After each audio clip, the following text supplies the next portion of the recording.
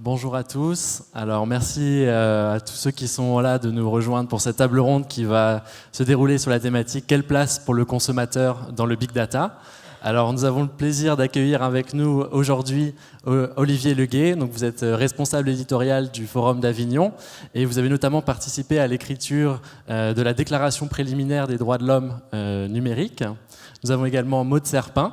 Vous êtes associée et fondatrice de CureUser, donc une société de conseil spécialisée dans tout ce qui est transformation numérique. Et puis Dominique Ardon, qui nous fait l'honneur de sa présence, donc sociologue au département Sense d'Orange Labs, également professeur associé à l'université Marne-la-Vallée. Et vous avez publié cette année un excellent ouvrage qui s'intitule « À quoi rêvent les algorithmes ? Nos vies à l'heure des big data ». Alors ma première question va s'adresser plutôt à Maud et va porter effectivement un petit peu dans la continuité de l'intervention précédente, justement un petit peu sur les problématiques qui se posent aujourd'hui aux consommateurs avec l'arrivée des big data par rapport justement à toutes les formes de marketing traditionnelles qui ont pu exister. Aujourd'hui, voilà, quelles sont ces problématiques pour les consommateurs ? C'est difficile de rebondir après Jérémy Zimmerman, dont je n'ai pas entendu en plus la totalité de l'intervention. Mais bon, en tout cas, moi je vois deux problématiques qui me semblent très importantes, au-delà évidemment de la problématique évidente de l'utilisation et la protection des données personnelles, sur laquelle Jérémy a beaucoup insisté. Donc ma première problématique, elle est assez prospective. En fait, c'est tout d'abord la dépossession du consommateur, la dépossession potentielle, d'une part via son environnement. En fait, bientôt, l'environnement du consommateur pourra potentiellement en dire plus sur le consommateur que le consommateur lui-même. Bon, je suis dans un futur un peu prospectif, on va dire. Mais voilà, les objets sont bavards. Et peut-être que, Karl, votre voiture, vos chaussures en diront plus que vous sur vos traces sur Internet. Ça, c'est le premier point. Le deuxième point aussi, toujours dans cette même problématique, c'est le caractère prédictif en fait, des données. Voilà, l'analyse prédictive va faire que peut-être vous allez être dépossédé en fait, de vos choix en tant que consommateur. Peut-être que si vous achetez toutes les semaines un billet de train Paris-Tours et que vous oubliez un jour de l'acheter, peut-être que votre device décidera de l'acheter pour vous. Ou peut-être que si votre frigo et votre agenda sont connectés, vous avez dans votre agenda des gens qui viennent dîner, votre frigo est vide, peut-être que les objets vont communiquer et vont finalement quelque part vous court-circuiter dans le choix d'acheter des produits. Ça, c'est vraiment pour moi la première problématique. Après, la deuxième, elle va questionner plus généralement la notion de données et de personnes. Parce que derrière le consommateur, il y a une personne, on le sait tous, mais parfois on a tendance à l'oublier, surtout comment on travaille plutôt du côté du marketing. Donc derrière le consommateur, il y a une personne et on peut se demander finalement, avec le déluge des data, la notion de personne, elle se voit exploser en une multitude de données. Donc c'est plutôt une question ouverte qu'une réponse que j'apporte ici, mais que devient finalement la notion même de consommateur ? Voilà, qu'est-ce qui devient ? Est-ce qu'on peut faire un portrait robot du consommateur avec toutes les données dont on dispose ? Voilà, donc ça c'est une problématique importante. Et enfin, je pense que on ne peut pas réfléchir sur les problématiques liées aux consommateurs, au big data, si on ne se pose pas la question de qu'est-ce qu'il y a derrière la donnée personnelle, en fait, qu'est-ce que ça représente. Puisque finalement, on va parler beaucoup de protection des données personnelles, mais pour le consommateur, la donnée personnelle, pour vous, ça ne va pas être la même que pour moi. En 2011, il y avait une étude très intéressante du think tank Demos qui montrait que pour 87% des gens, le dossier médical, c'était une donnée personnelle. Et par contre, dès l'instant où on entrait dans des usages marchands, le chiffre tombait à 30% pour, de mémoire, l'achat de biens et de services en ligne. Donc voilà, est-ce que dévoiler ce qu'on écoute sur iTunes, ce qu'on a acheté, est-ce que c'est une donnée personnelle ? Voilà, ça, il faut trancher aussi quand on parle de problématiques. Merci beaucoup. Alors justement, du point de vue culturel, on a vu que bien justement c'était aussi un sujet de choix de société. Et là-dessus, je voulais vous interroger justement, est-ce que en Europe, on est certes des consommateurs, mais aussi des citoyens. Est-ce qu'on peut défendre un peu une approche européenne justement du traitement de ces données, Olivier ? Alors, il y a plusieurs aspects. Le premier, c'est que le concept de données personnelles, on a fait une étude avec EY il y a 3 ans qui essayait de déterminer s'il y avait une donnée personnelle culturelle.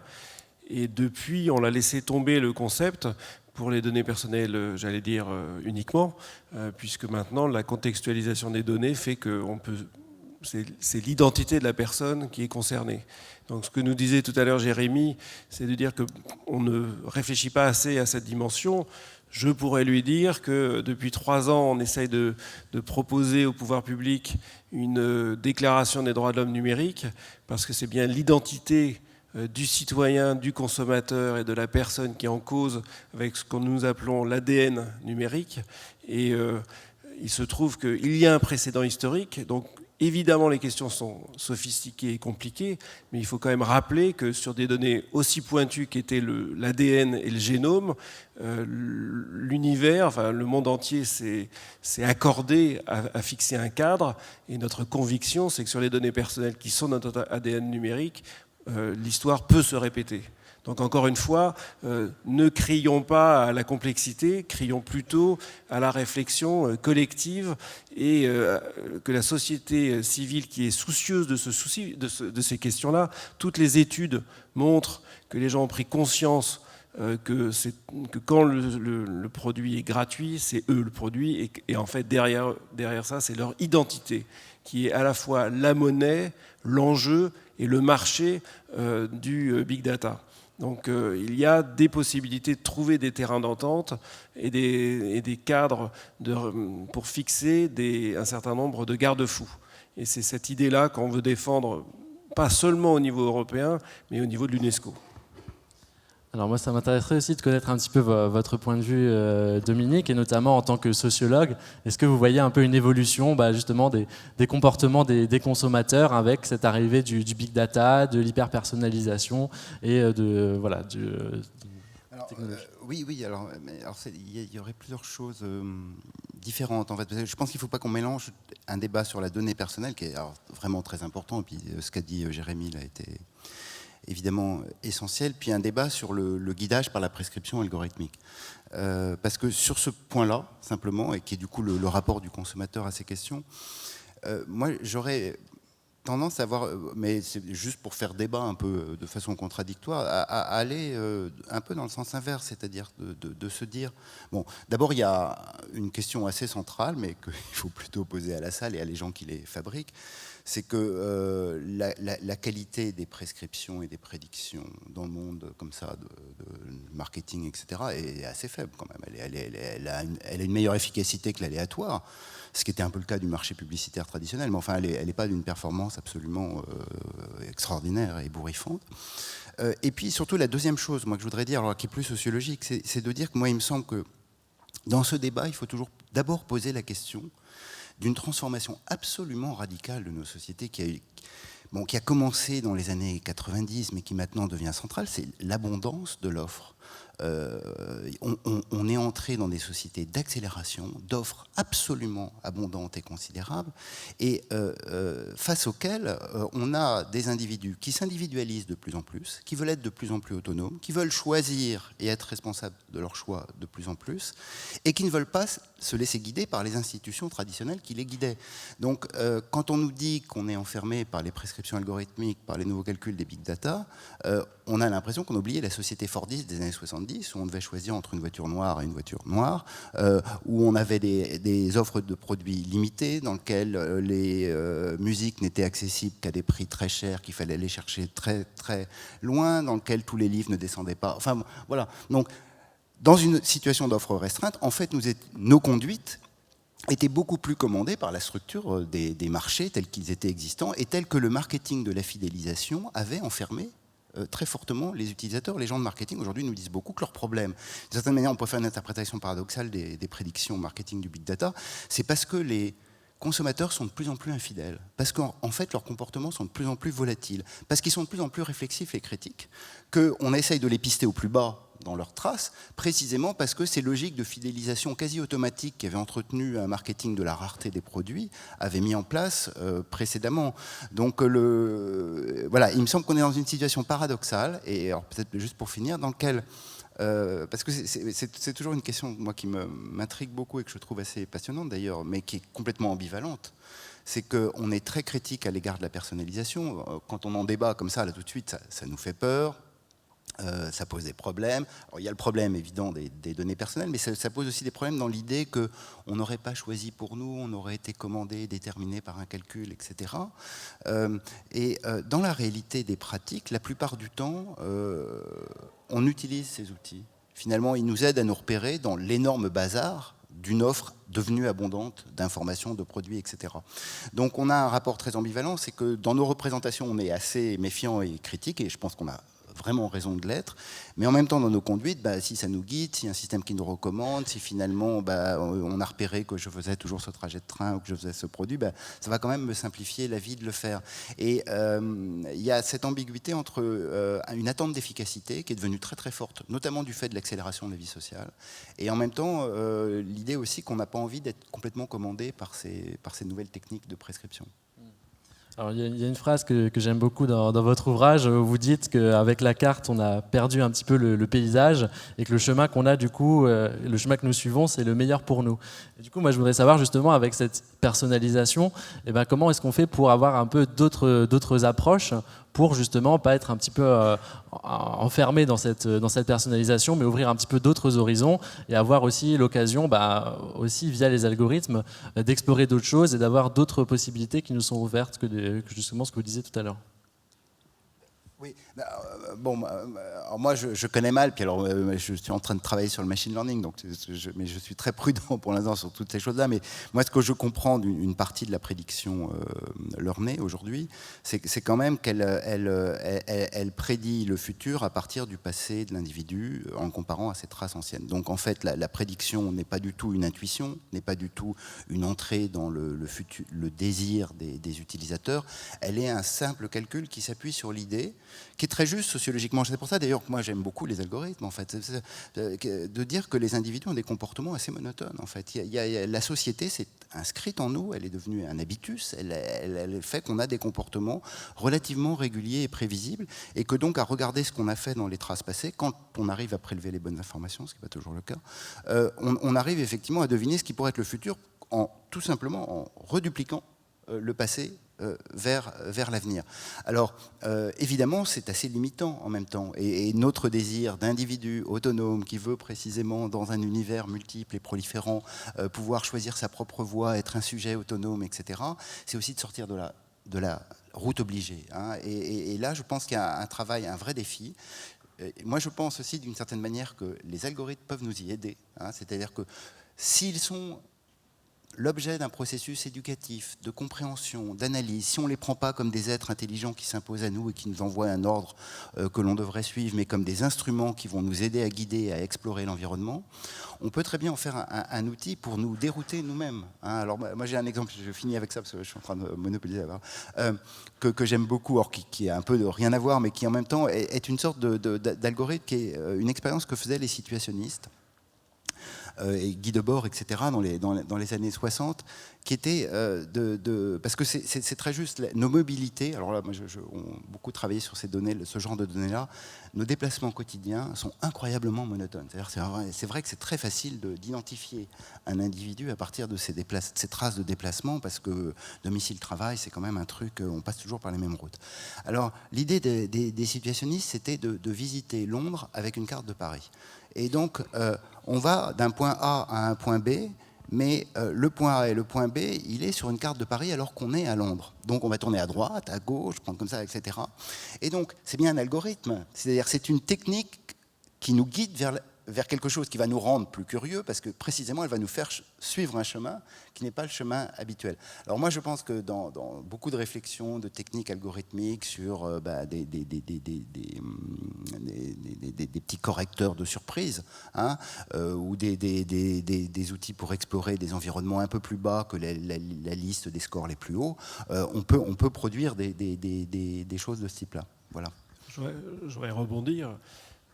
Vous l'aviez remarqué tout à l'heure, mais c'est l'extraordinaire ambivalence que nous sommes tous en tant que consommateurs.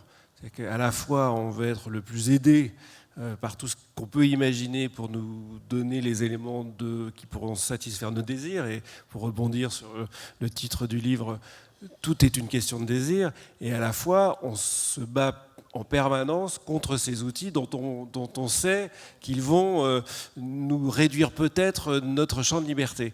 Et le cri de Jérémy, c'était l'ambivalence en permanence entre les deux. C'est à la fois, il faut se faire aider, et à la fois, surtout qu'on ne nous aide pas trop, quoi. Et alors évidemment, il y a une dimension, et l'essentiel des gens qui cherchent un job dans ces questions-là sont d'une génération où ils ont tellement l'habitude de ces outils que pour l'instant, la salle un peu clairsemée tente à le montrer, que ces questions-là ne sont pas tout de suite leurs problématiques. Il faut quand même voir qu'il y a quand même une différence entre deux générations qui n'avaient pas ces outils et les craignent, avec ceux qui sont nés avec et qui en trouvent un bénéfice extraordinaire. Tout à fait. Alors, je voudrais quand même revenir sur un sujet justement que vous n'avez volontairement pas abordé au début, mais qui concerne un petit peu la valorisation des données personnelles. Et justement, je pense que c'est une thématique qui intéresse quand même beaucoup les consommateurs. Je voudrais avoir un petit peu votre point de vue à tous globalement par rapport à ça. Est-ce que justement, eh bien, on est tous en droit d'attendre une valorisation de ces données dans les années à venir, selon les différents services qu'on nous offre, et un petit peu ce que vous pensez de ce sujet-là? Alors moi, je pense que la première contrepartie, en fait, ça devrait être la transparence et la confiance. On a certainement beaucoup déjà parlé aujourd'hui. Je ne crois pas véritablement à une contrepartie financière, en vérité. Après, ce qui me semble important, c'est de laisser la place à finalement une négociation permanente entre la marque et le consommateur, à une modulation, puisque aujourd'hui, j'ai tendance à penser qu'on est plutôt soit tout ou rien. Le tout, pour moi, ça serait un peu des choses très un peu bisounours du projet de loi Le Maire, où il y a la portabilité des données. Personnellement, j'y crois pas trop, parce que je pense que les internautes ne sont pas forcément en capacité de récupérer leurs données et de les uploader sur un autre service. Enfin, c'est assez compliqué. Et le rien qui serait plutôt le flou autour de tous les services où on ne sait absolument pas ce qu'on fait des données. Moi, je militerais plutôt, je porte la voix du consommateur auprès de mes clients en général, je militerais plutôt pour un entre-deux où on a des ajustements et une modulation où en fait... moi, en tant que consommateur, je vais pouvoir dire voilà les données que j'ai envie de dévoiler, enfin voilà ce que vous pouvez utiliser, voilà ce que vous ne pouvez pas utiliser, et que ça puisse être, comme le disait Jérémy Zimmerman, ça m'a fait rire cette métaphore sur le rapport sexuel. Voilà, il y a plusieurs étapes, effectivement, à chaque fois redemander. Je me retrouve pleinement dans son point de vue, redemander à chaque fois es-tu d'accord, n'es-tu pas d'accord. Voilà. Après, sinon sur la contrepartie. Je pense que pour le coup, sur certains cas de figure assez précis, je pense par exemple à des programmes de course où là, les consommateurs, enfin utilisateurs, sont peut-être en droit de se dire ok, moi j'ai des données qui sont particulières, j'ai des scores, j'ai des itinéraires de course, j'ai des pratiques et des comportements dont je connais la valeur en fait. Pourquoi est-ce que Nike, une autre marque en face, pourquoi est-ce qu'en contrepartie elle bénéficie de ces données, elle pourrait peut-être me donner des coupons de réduction ou des avantages. Voilà, c'est un petit bémol que je fais au cas par cas pour une éventuelle contrepartie financière ou en nature. Il se trouve qu'on a fait une étude avec Kurt Salmon l'année dernière sur le concept de e-consommateur culturel.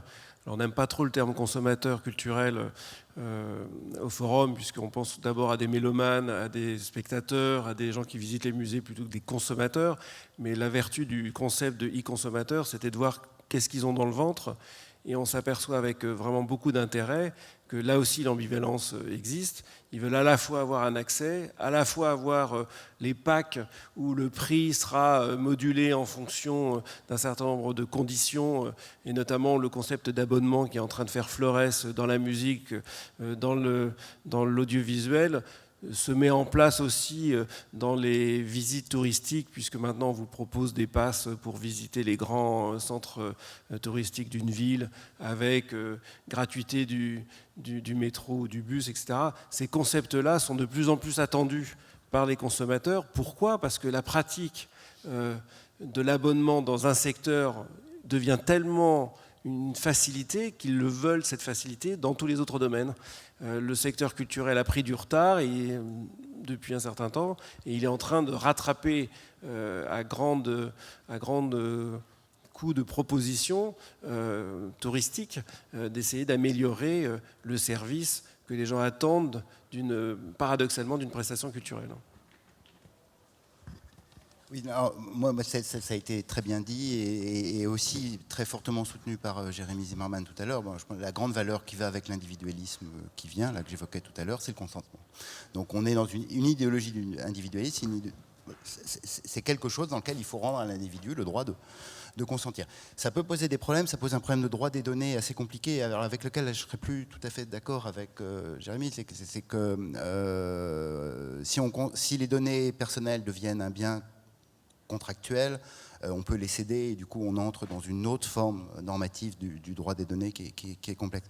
Mais cette question du consentement elle est centrale, on la voit se renforcer et il me semble que quand on regarde là, les utilisateurs et les usagers, on sent bien que actuellement il y a un consentement extorqué et qu'il est extorqué par les fameuses conditions générales d'utilisation qui ne sont pas lues et que il y a un point critique très fort sur cette affaire. Et le point critique, me semble-t-il, moi, pour le web, qui est la partie que je connais bien, pour le web, c'est que quand un site nous demande un consentement pour avoir les données personnelles pour le propre usage de ce site, la plupart du temps, les utilisateurs sont à peu près d'accord. Bon, alors qu'on leur donne un curseur pour limiter la durée de vie et surtout la possibilité, même s'ils ne l'utilisent pas, je pense que c'est très important de pouvoir restituer à l'utilisateur ces données, même sur le principe. Ou de les effacer. Ou de les effacer, sur le principe. Déjà le premier temps. Le problème, c'est que dans ces CGU, on a aussi donné un consentement qu'on n'a évidemment jamais vu à ces histoires de cookies tiers, qui, dans l'esprit des utilisateurs, n'est jamais perçu et qui est au cœur, en fait, de la dynamique des big data, c'est-à-dire qu'on donne le droit à d'autres de transférer les données vers d'autres opérateurs, de les croiser avec d'autres données, d'être enregistrés sur la circulation d'autres sites web, alors qu'on a l'impression qu'on a donné mon consentement au journal Le Monde pour qu'il sache à peu près où je vais sur Le Monde, mais il est en train, les multiples cookies qu'installe Le Monde sur mon navigateur sont en train de me pister sur la moitié du web. Évidemment, Facebook, Google ont mis en place ces systèmes qui nourrissent ces ad networks. Et là, il y a un vrai problème parce que personne n'a consenti à ça. Et que si on demandait réellement aux utilisateurs s'ils y consentent, ils ne voudraient pas. Alors, ça pose un problème terrible pour l'économie du web, parce qu'en fait, son marché publicitaire un peu pourri est entièrement organisé sur cette histoire de cookies. C'est même comme ça qu'on s'en aperçoit. Hein, c'est comme ça qu'on s'aperçoit qu'on est traqué, c'est que tu découvres en allant sur un site où tu regardes et il y a des histoires dramatiques où une jeune fille va voir sur l'ordinateur familial quelque chose sur la contraception et le père qui arrive pour la visite suivante découvre toutes ces ads autour du sujet. Oui, et ça, c'est évident. Non, mais c'est une anecdote, mais le consommateur s'aperçoit du fait qu'il est traqué par ce genre de phénomène. Sinon, c'est indolore. C'est l'effet pervers du retargeting. Mais du coup, moi, je pense, si on veut être positif sur cette question, parce qu'évidemment, ça met en tension, on critique absolument toute l'idée des big data, qui est quand même une agrégation de données, fichiers, et puis tout un marché noir complètement souterrain pour lesquels les consentements sont vraiment factices, d'échange de données, de croisement de données. C'est qu'il faudrait que les acteurs économiques qui sont au cœur de cette nouvelle économie de la data, dans laquelle il y a de la richesse, et dans laquelle, je redis ce que j'ai dit tout à l'heure, je pense que l'utilisateur trouve son compte dans la personnalisation, qu'il y a des attentes fortes sur la personnalisation. Il faut qu'il trouve une manière de dialoguer avec l'utilisateur dans laquelle ces histoires de transfert, croisement, échange, vente, revente de données soient clarifiées auprès de l'utilisateur. Et ça, c'est jamais fait. Et je pense que c'est un des enjeux majeurs. Et il y a des choses à imaginer. On peut faire des choses avec ça. Moi, je voudrais rebondir brièvement sur ce que vous venez de dire, Dominique Cardon. C'est vrai que je trouve que vous mettez le doigt sur un point essentiel qui est celui de la compétence et aussi de la pédagogie. Parce que finalement, tout ce que vous dites, les consommateurs l'apprennent comment, soit parce qu'ils s'intéressent au sujet, un peu comme nous tous ici, soit parce qu'ils vont visionner des documentaires comme Do Not Track. Pour les personnes qui sont dans la salle, si vous n'avez pas vu ce documentaire, ce web docu, voyez-le, parce que justement, on apprend à quel point les cookies tiers sont très désagréables pour nous. Et du coup, la compétence me semble fondamentale. On n'est vraiment pas tous égaux par rapport à cette compétence. Et du coup, moi, la question que je me pose, c'est comment est-ce qu'on peut l'acquérir et qui doit nous permettre de l'acquérir, les institutions, les entreprises, nous-mêmes, professionnels, etc. Enfin, j'ai une partie de la réponse. De plus en plus, ça va devenir un avantage compétitif. C'est-à-dire que il y a eu le cas extrêmement intéressant de Spotify pendant cet été qui a changé ses conditions d'utilisation. Et grosso modo, si j'ai bien compris, dès qu'on a accepté l'abonnement, on a accepté que tout ce qui passait sur le device où il y avait l'abonnement Spotify pouvait être absorbé par Spotify. Donc depuis le GPS, en passant par les mails, en gros, tout ce que vous produisiez comme empreinte de données était aspiré. L'argument, c'était de dire comme ça, on vous proposera des playing lists liés à votre contexte, et donc on sait que vous n'écoutez pas la même chose quand vous êtes dans votre voiture, chez vous ou dans la rue, et donc on va utiliser la vertu de ce système-là pour faire ça. Sauf que l'ampleur de ce qu'ils voulaient télécharger, alors j'aimais bien le terme de proportionnalité, là il est vraiment très adapté, a fait que certains s'en sont émus, et l'entreprise non seulement est revenue en arrière, mais elle s'est excusée et elle est revenue sur une pratique un tout petit peu plus proportionnée. Donc les consommateurs ont un vrai rôle dans cette relation. On n'est pas dans une enfin à part certains cas de figure, mais on n'est pas dans un monde où personne ne peut plus rien faire. Moi, je suis tout à fait sur la ligne de Dominique sur le thème. Il y a d'abord une extraordinaire chance de ces outils. C'est clairement un progrès de l'humanité. Dans pratiquement tous les secteurs, on a vu ça toute la journée, sur tous les secteurs de la vie, qu'elle soit d'entreprise ou de la vie de l'individu, la santé, le service, le transport, tout apporte de nouveaux services absolument considérables. Donc la réflexion, c'est il y a dans les bordures un certain nombre de problématiques. Alors évidemment, ce qu'a évoqué Jérémy, c'est un problème au-dessus qui est la sécurité et le rôle de l'État pour vous protéger, qui sont à la limite une problématique un peu différente de ce qu'on aborde ici, à la fois différente et un peu plus grave. Mais là, on est en train de parler de la relation de l'entreprise qui vous propose un service de navigation, d'achat, etc., avec vous comme consommateur. Et sur ces points-là, il y a un véritable potentiel d'équilibre. C'est-à-dire que si vous n'êtes pas content, vous pouvez aller ailleurs parce qu'il y a des concurrents sur tous les domaines. Et si vous trouvez qu'ils exagèrent, Dieu merci, il y a de la réglementation qui se met en place. Si ce n'est pas le niveau de la directive européenne qui tarde à se mettre en place, regardez ce que fait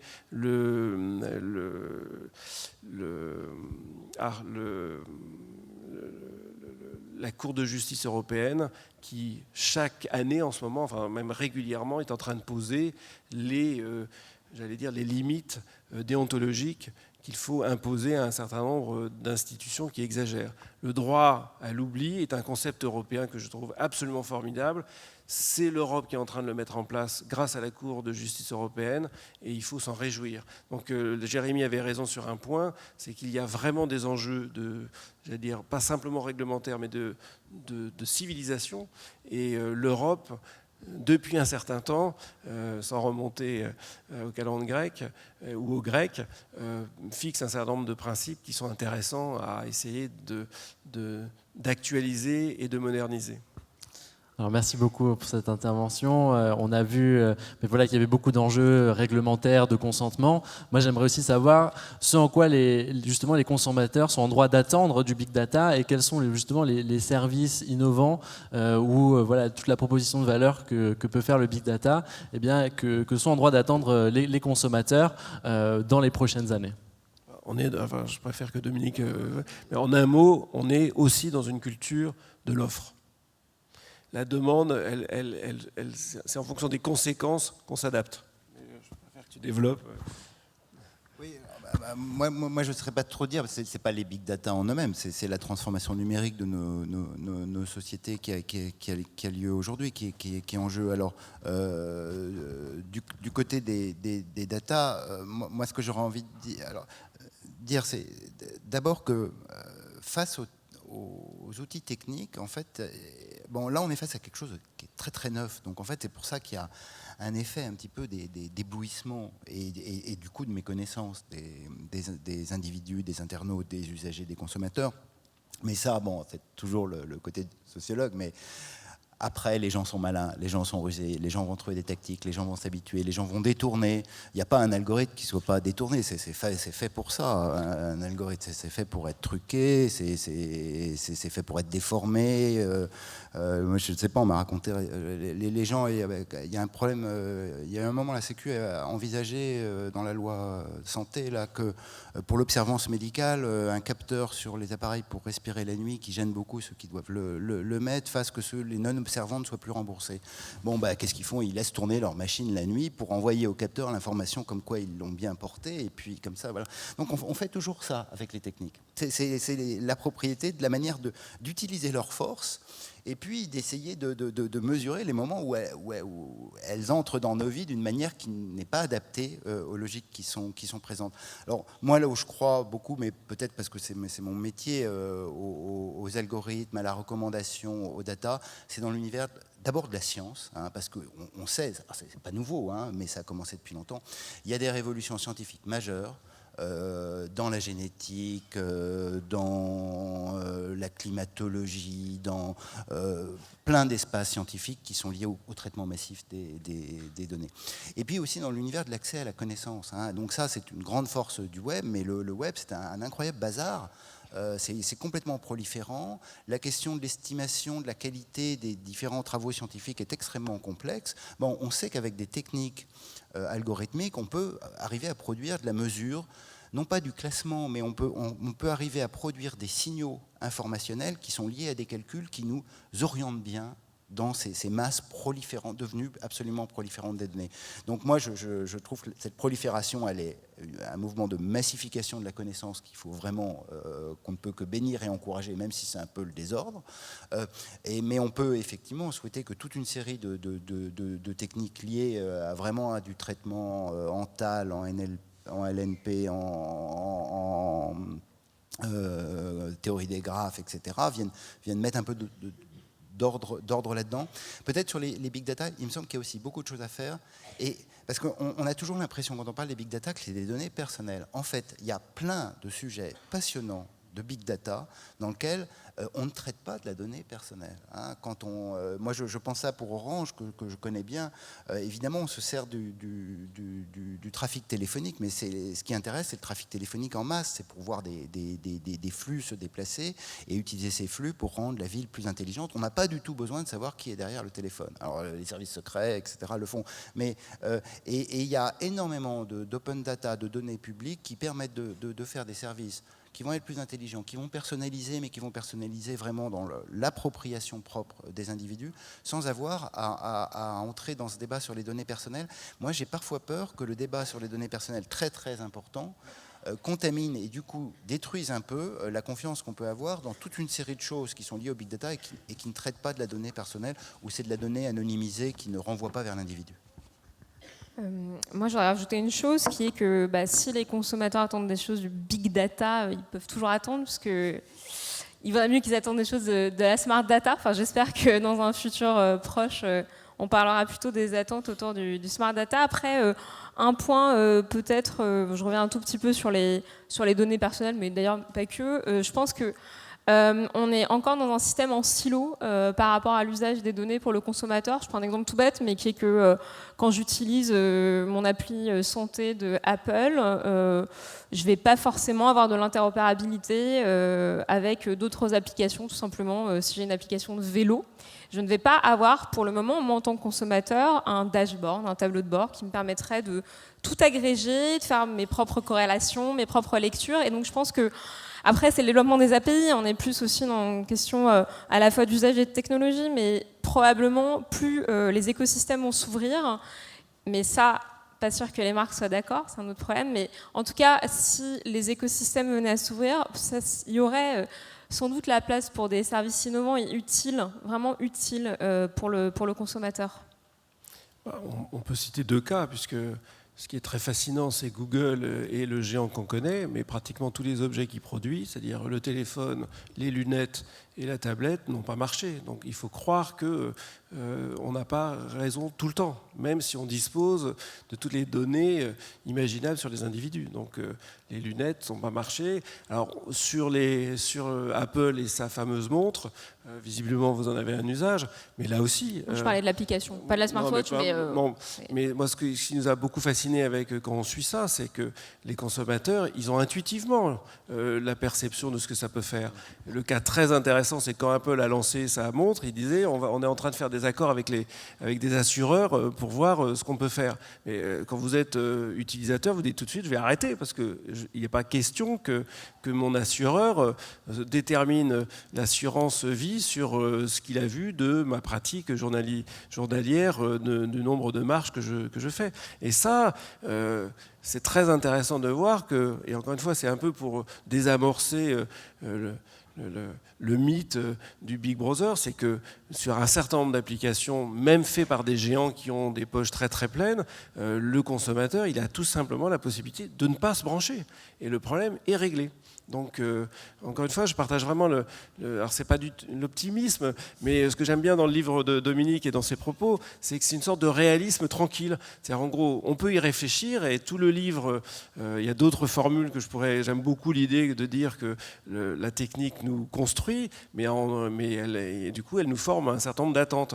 Mais encore une fois, la dimension de liberté, c'est pour ça qu'un forum qui s'intéresse à la culture et l'économie s'intéresse à ces questions-là, c'est que la dimension de liberté, elle reste quand même, Dieu merci, relativement fondamentale. Alors merci beaucoup. Alors je vais vous poser quand même une dernière question. Aujourd'hui, donc on est à DataJob, donc salon de recrutement des data scientists. Est-ce que par rapport aux propos qu'on vient de tenir, vous avez un message particulier à leur faire passer, peut-être un message d'éthique, un message d'espoir pour la suite? Moi, j'en aurais un simple. C'est comme dans tous les métiers, la finance y est passée il y a quelques années. Les déontologues ont un vrai rôle.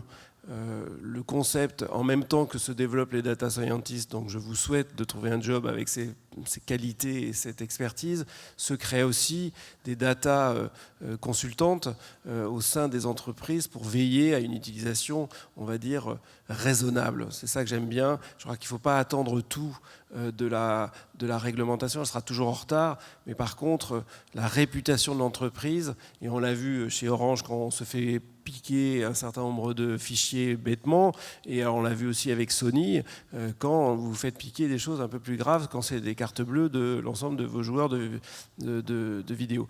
Mais tout ça pour dire que la déontologie et savoir un peu les conséquences d'un certain nombre de choses est, nous semble-t-il, une dimension importante. C'est pour ça que Quant Metric va rajouter dans sa boussole Big Media une dimension sur la déontologie. Merci beaucoup à vous et merci pour le conseil. On était très heureux de vous accueillir aujourd'hui pour cette table ronde. Donc un tonnerre d'applaudissements pour nos speakers.